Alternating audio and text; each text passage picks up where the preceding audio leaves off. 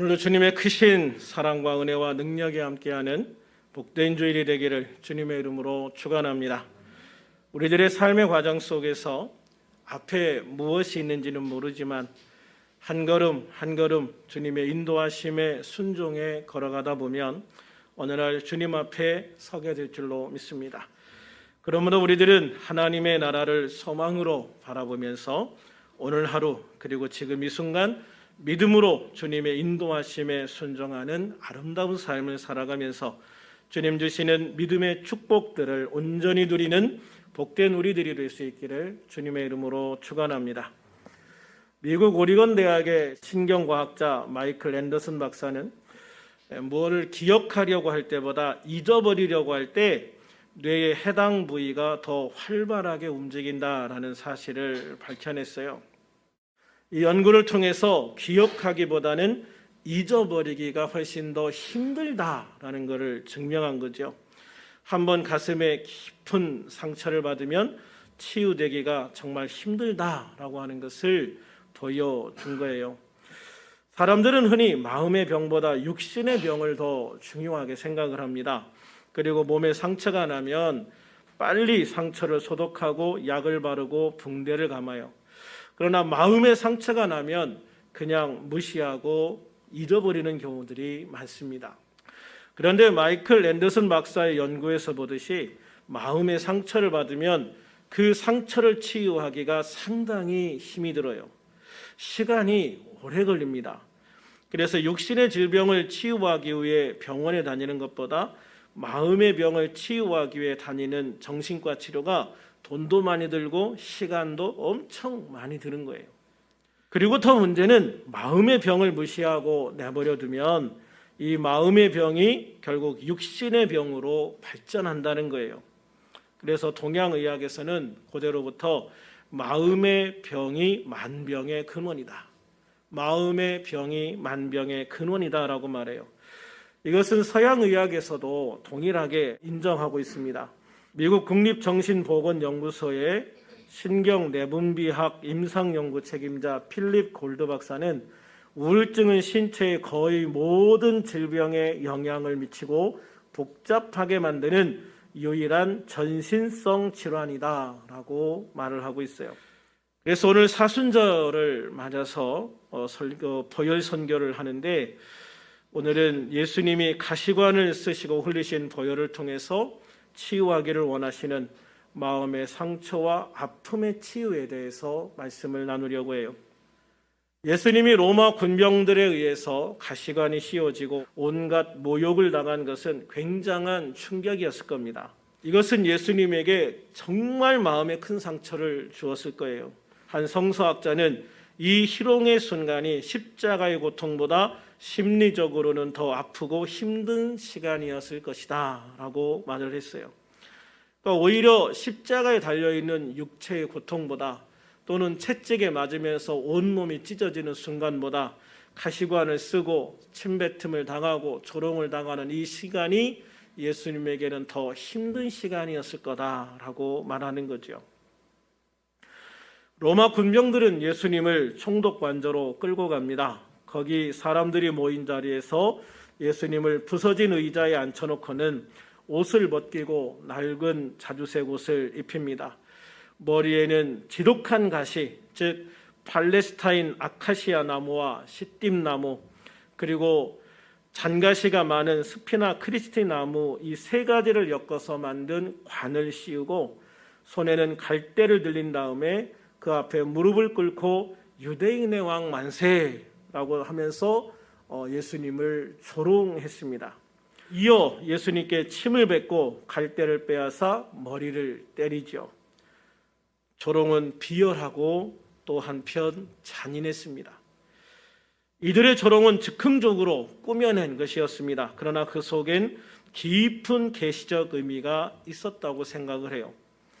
주님은 이렇게 모욕을 당하시면서 과연 우리에게 어떤 의미를 전달해 주시고자 하셨을까? 그것은 예수님이 사람들이 당할 수 있는 가장 모욕적이고 큰 수치심을 느낄 수 있는 이 상황에서 피를 흘리심으로 마음의 상처와 아픔, 수치심 등 마음의 병을 치유하기 위해서 피를 흘리신 것입니다. 그렇습니다. 예수님은 로마 군병들에 의해서 엄청난 수치심을 느끼셔야 했습니다. 그들은 예수님을 조롱하며 침을 뱉었습니다. 사람에게 침을 뱉는다는 건요, 가장 큰 모멸감을 주는 겁니다. 여러분도 누군가 여러분에게 욕하며 얼굴에 침을 뱉으면 어떤 느낌을 받을 것 같아요? 제가 부목사로 있을 때 청년 성경 공부를 하면서 이 말을 했더니 한 청년이 이런 말을 하더라고요. 정말 저에게 그렇게 한다면 저는 그 자리에서 그 사람을 죽이거나 아니면 죽을 만큼 때려줬을 겁니다 라고 얘기하더라고요. 근데 그 옆에 한 자매가 정말 가슴 아픈 고백을 했어요. 이 자매가 초등학교 때 친구하고 싸움을 하는데 그 친구가 자기 얼굴에 침을 뱉었대요. 바로 앞에서 자기 얼굴에 침을 뱉었는데 자기는 그 순간이 지금도 잊혀지지 않는다. 그 자매가 당시 대학생이었거든요. 그러니까 초등학교 때 친구가 자기 얼굴에 침을 뱉었는데 대학생이 되어도 그 순간이 잊혀지질 않는다. 그래서 그것 때문에 정신과 치료도 많이 받았는데 지금도 눈을 감으면 그 친구의 그 얼굴 표정 하나하나가 너무나도 생생하게 기억이 되고 그 순간이 너무 치욕스러워서 정말 어떻게 지금도 그 생각을 하면은 주먹을 꽉 쥐고 손이 부들부들 떨린다라고 이야기를 하는 거예요. 그러니까 그 자매에게 그 순간이 너무나도 정말 수치스러웠고 힘든 시간이었다라는 것을 알 수가 있는 거지요. 그러나 예수님은 그런 모욕을 당하시면서도 묵묵하게 그냥 하나님만 바라보십니다. 그들은 또한 예수님의 머리에 가시관을 꾹 눌러 씌웠습니다. 이 가시관은 앞에서도 말했듯이 팔레스타인 아카시아 나무와 시띠 나무 그리고 잔가시가 많은 스피나 크리스티 나무를 엮어 만든 것이었습니다. 큰 가시, 중간 가시, 작은 가시가 섞여서 만들어진 거예요. 그래서 이 관을 쓴 예수님의 머리를 큰 가시와 중간 가시와 작은 가시가 빈틈없이 찔러서 얼굴을 온통 피로 뒤덮게 만든 것이죠. 이렇게 가시관이 찔려 흘리신 피는 우리의 마음의 상처를 치유하기 위해서 흘리신 피였던 겁니다. 동서약 의학에서 공통적으로 인정했듯이 마음의 병은 육신의 질병으로 연결이 됩니다. 그러므로 마음의 병을 치유하는 것이 육신의 질병을 예방하는 것이고 또한 육신의 질병을 치유하기 위해서는 먼저 마음의 병을 치유하는 것이 중요하다라는 것을 말해주고 있는 거예요. 사람들은 보이는 육체에만 상처를 받는다고 생각을 해요. 마음에는 상처를 받지 않는다고 생각하는 경우가 많이 있습니다. 그래서 말을 함부로 하고 다른 사람이 마음에 상처받는 것에 대해서 관심이 없거나 대수롭지 않게 생각하기도 합니다. 특별히 상처는요, 모르는 사람에게 받는 것보다 아는 사람, 특별히 가까운 사람의 말 한마디가 더 큰 상처와 아픔을 만드는 거예요. 그런데 사람들은 되게 가까운 사람이니까 말을 편하게 해도 된다라고 생각을 해서 가까운 사람이 가까운 사람에게 말로 상처를 많이 주는 거예요. 그런데 여러분, 가까운 사람의 말 한마디가 더 큰 비수가 되는 거예요. 사실 내가 모르는 사람이 나한테 뭐라고 한들 뭐야 뭐 저 XX 하고 지나가면 그만일 수 있어요.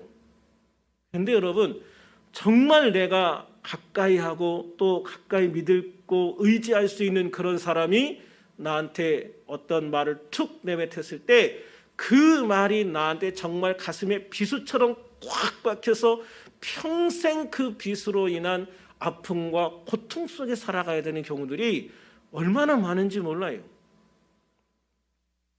그래서 우리는 가까운 관계일수록 말을 조심해야 되고 그 사람에게 상처를 주지 않기 위해서 노력해야 되는 거예요. 그래서 여러분 상담을 하다 보면 부부 때문에 받은 상처가 가장 많아요. 부부간에 주고받는 대화 속에서 받는 상처가 가장 많고 그 다음이 부모와 자녀 사이에서 받는 상처예요.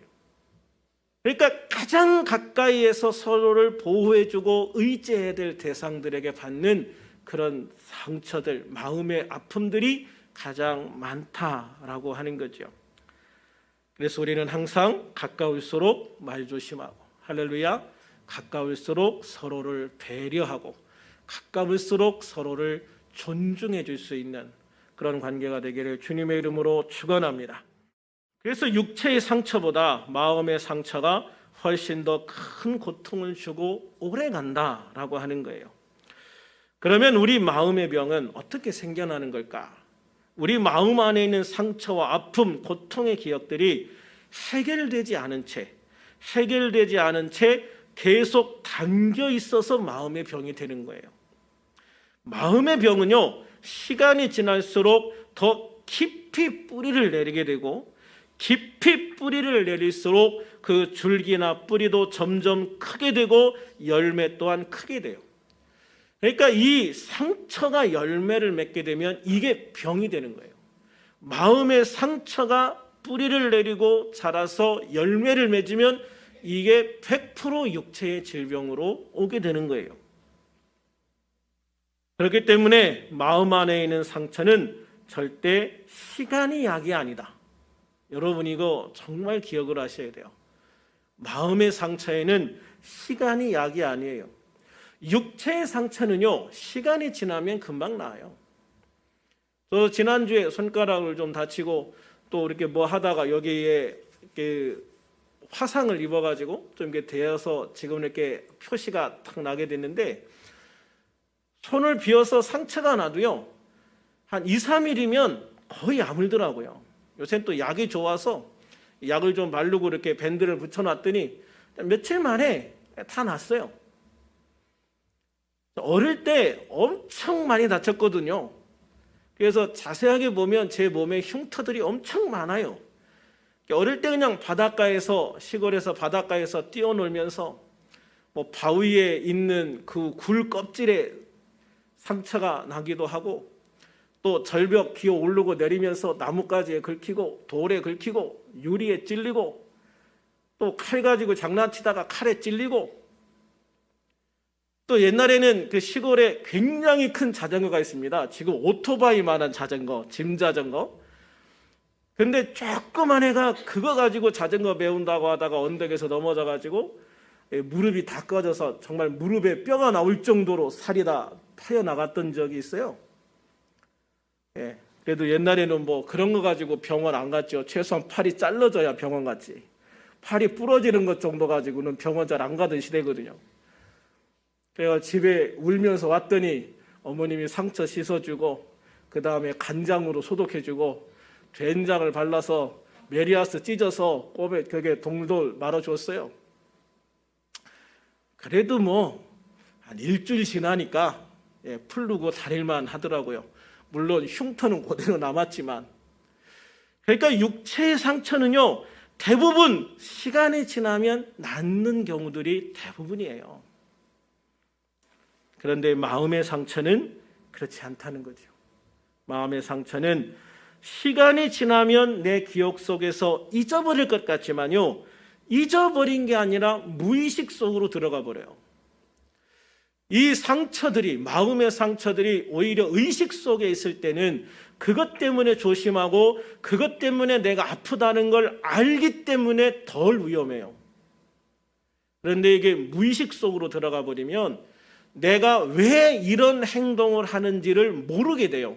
왜 이것 때문에 힘들어하는지를 모르게 돼요. 그래서 무의식 속에 들어간 마음의 상처와 아픔이 우리의 삶에 더 큰 문제를 만드는 거예요.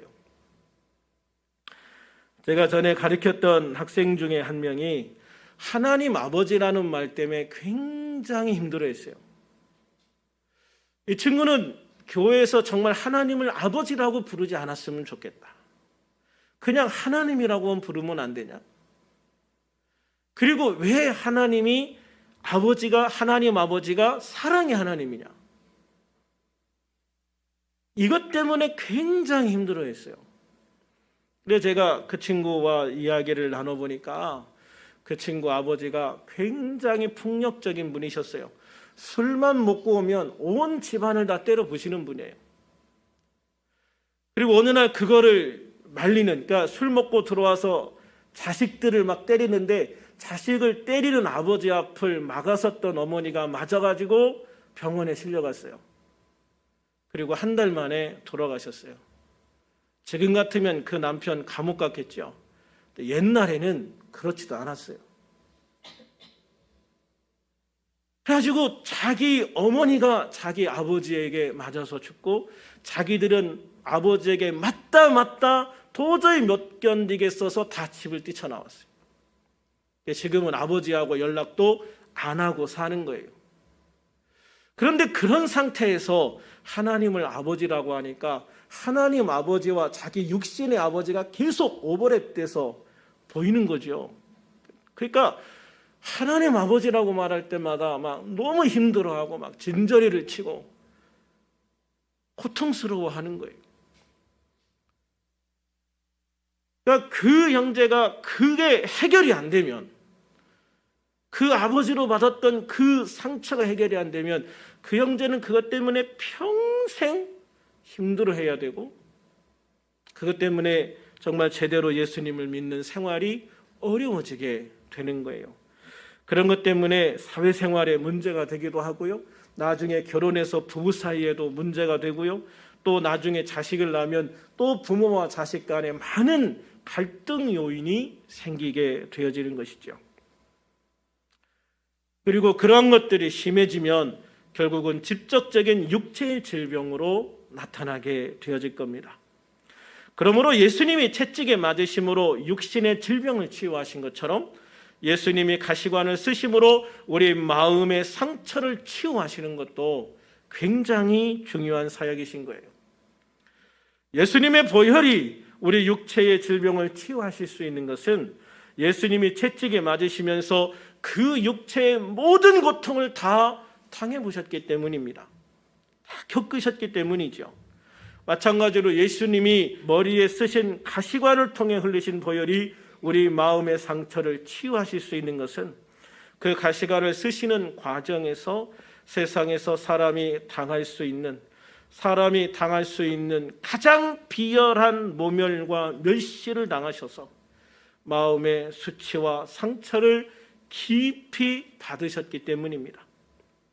그러므로 예수님은 그 누구보다 우리 육체의 질병의 아픔을 아실 뿐만 아니라 우리 마음의 상처를 통한 아픔과 고통도 잘 아시는 거예요. 그 모든 것을 주님은 이미 다 경험해 보셨기 때문이죠. 경험이 얼마나 중요한지에 대한 예를 하나 더 말씀을 드릴까요? 어느 목사님이 26층 아파트에 사셨습니다.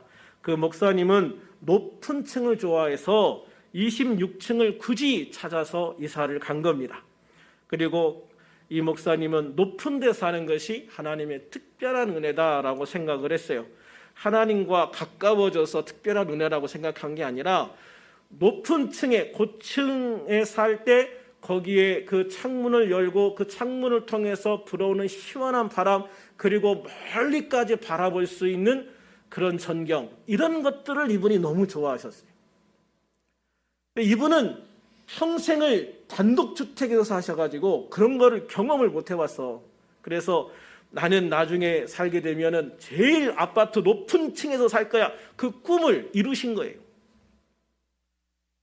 그런데 문제는 그 목사님 집은 한여름에도 창문을 열어놓지 못하는 거예요. 이유는 사모님 때문입니다. 사모님은 모든 창문을 다 닫고 걸어야만 주무시는 거예요. 낮에도 창문을 열어놓으면 불안해서 못 견디시는 거예요. 왜 그러냐면 도둑이 든다는 거예요. 목사님이 26층에 어떻게 창문으로 도둑이 들어옵니까? 라고 하면 사모님은 옥상에서 로프 타고도 올 수 있지요 라고 대답을 하는 거예요. 사모님이 그렇게 생각하게 된 것은 사모님에게 있는 아픈 기억 때문입니다. 사모님은 결혼하기 전까지 도둑을 3번 맞았다고 그래요. 그런데 특별히 고3 때 여름에 새벽까지 공부를 하는데 그 책상 바로 앞에 있는 창문을 열고 도둑놈이 들어온 거예요. 그래서 그 창문이 쓱 열리고 어떤 남자가 쑥 들어오는 걸 보면서 이분은 그냥 소리를 지르면서 기절해 버리고 만 거죠.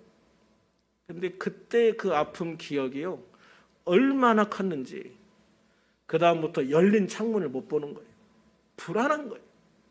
어디에 있든지 창문만 열려 있으면 불안한 거예요. 문이 열려 있으면 불안한 거예요. 그러니까 집에 들어오자마자 문을 2중 3중으로 잠그고 창문도 2중 3중으로 잠그고, 그리고 집을 나갈 때에도 열쇠를 몇 개를 잠가야 되는지 모르는 거예요. 보조키를 막 몇 개씩 달아놓는 거예요. 왜냐하면 이분은 그때 그 너무나도 충격적인 그 사건을 통해서 늘 불안한 거예요. 도둑놈이 들어오면 어떡하나, 도둑놈이 들어오면 어떡하나, 도둑놈이 들어오면 어떡하나. 이게 아주 정말 노이로제처럼 그 사모님을 힘들게 하는 거죠. 반면 목사님은 전혀 다른 삶을 살아왔어요. 목사님은 살아오면서 한 번도 도둑 맞은 적이 없어요. 목사님 가정은요, 되게 식구가 많았대요. 식구가 제일 많을 때는 16명이 한 집에서 살았대요. 그러니까 도둑놈이 들어오려고 이렇게 하다가 신발 16개가 놓여있는 걸 보면 들어오겠습니까? 저 같아도 그런데 안 가죠. 그런데 잘못 들어갔다가 맞아 죽어요. 덕분에 목사님은 한 번도 도둑을 안 맞았어요. 맨날 단독주택인데도 창문 열어놓고 어디 나갈 때 대문도 잘 안 잠그고 그냥 열어놓고 나갈 때도 많았는데 한 번도 도둑을 안 맞은 거예요. 그러니 목사님은 사모님의 마음을 절대 이해할 수가 없는 거였죠. 반면에 사모님은 특별히 성도 중에 누가 도둑 맞았다고 하면 그 마음을 너무 잘 이해해주고 위로해주고 힘을 주시는 거예요. 그래서 도둑 맞았던 경험 있던 사람들이 전도가 되어지고요. 그래서 그 교회에는 도둑을 맞아본 경험이 있는 성도들의 수가 상당히 많았다고 그래요. 사모님 때문에. 그래요. 당해본 사람이 당한 사람의 마음을 이해할 수 있는 거예요. 당해보지 않은 사람은, 겪어보지 않은 사람은요, 절대 그 마음을 이해할 수 없는 거죠.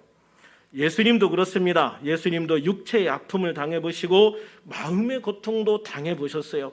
그래서 예수님의 보혈만이 우리의 육체의 질병도 치유하시고 마음의 질병도 치유하시는 겁니다. 특별히 이 시간에 예수님이 가시관을 쓰시면서 흘리신 이 보혈을 통해서 마음의 상처, 마음의 병을 치유하는 것을 강조하는 이유는 육체의 질병을 치유하는데 마음의 병이 치유되는 것이 너무나 중요하기 때문이에요. 지난해 초에 갑자기 갑상선 항진증과 급성 당뇨가 왔어요. 병원 의사 선생님이 대뜸 하시는 말이 목사님 요즘 힘드세요? 라는 거예요. 목사님 요즘 마음에 힘든 일이 있으세요?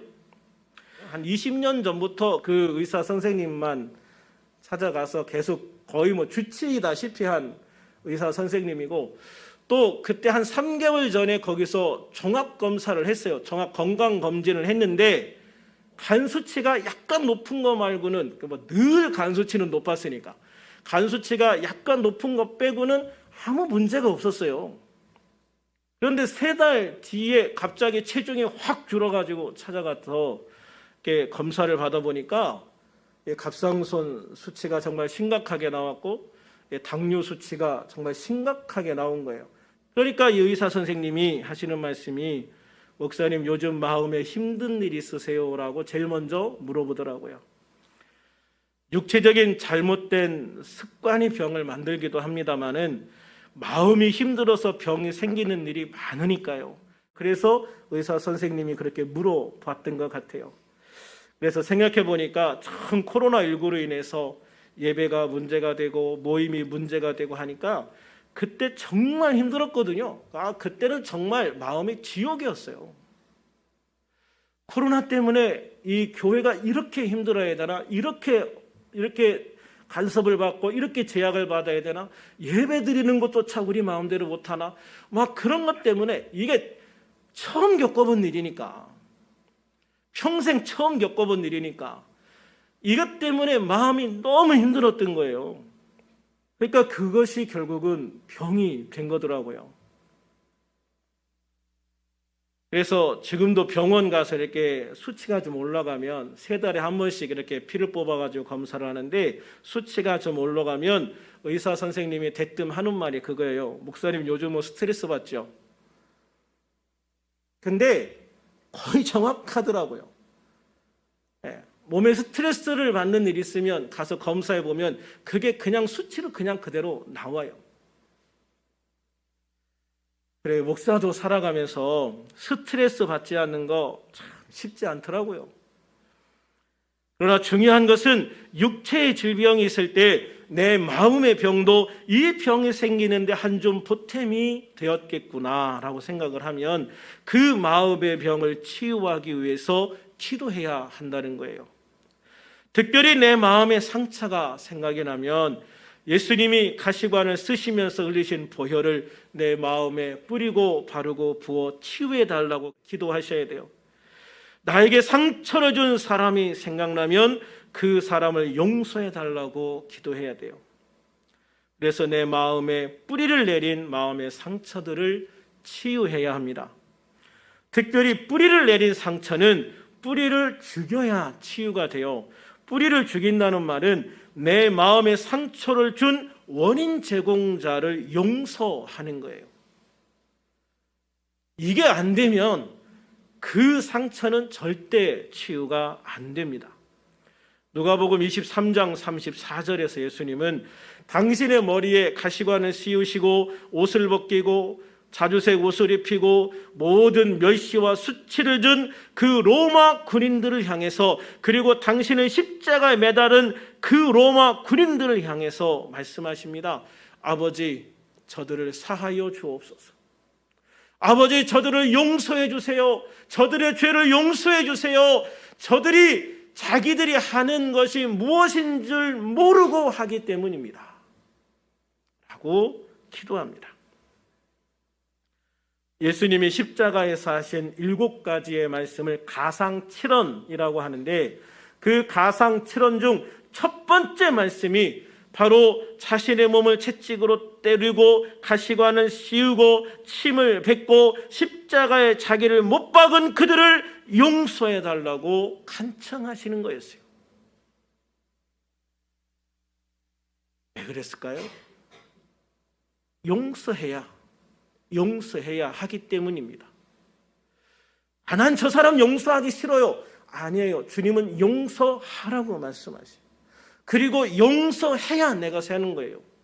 용서해야 내가 살고 용서해야 내가 편해지는 거예요. 용서하지 않으면 그 사람은 아무 상관이 없어요. 결국 용서하지 않는 내가 병들고 죽어가는 거예요. 난 저 사람 절대 용서하지 못해요. 아주 막 이를 갈면서 부들부들 떨면서 얘기하시는 분 있거든요. 그럼 뭐합니까? 내가 용서하지 못하면 뭐합니까? 그 사람한테 가면은 그게 무슨 의미인지도 모르고 자기가 무슨 잘못을 했는지도 몰라고 해피하게 살고 있는데, 부들부들 떨면서 용서하지 못해요. 나만 병들어가고 있는데. 그래서 예수님은 용서하라는 거예요. 용서해야 네가 살아. 용서해야 문제가 해결되는 거야. 용서해야 내가 마음이 풀어지는 거야 라고 말씀을 하시는 거죠. 그래서 예수님도 십자가에 못 박혀 있는 그 극한의 고통의 상태에서 그 사람들을 저주하지 않으시고 오히려 그 사람들을 용서해 달라고 기도하시는 거예요. 그렇습니다.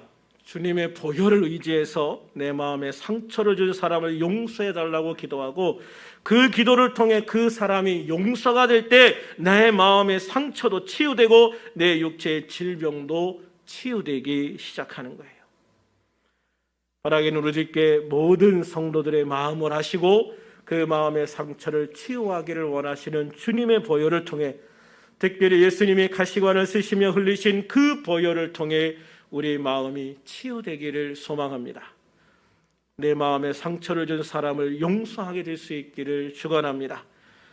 그래서 마음의 병도 치유되고 그 마음의 병으로 인해 생긴 모든 육체의 질병도 치유되는, 귀한 은혜가 함께하기를 주님의 이름으로 축원합니다. 기도하겠습니다. 살아계신 아버지 하나님, 오늘도 주님의 은혜 안에 예배할 수 있게 하심을 감사합니다.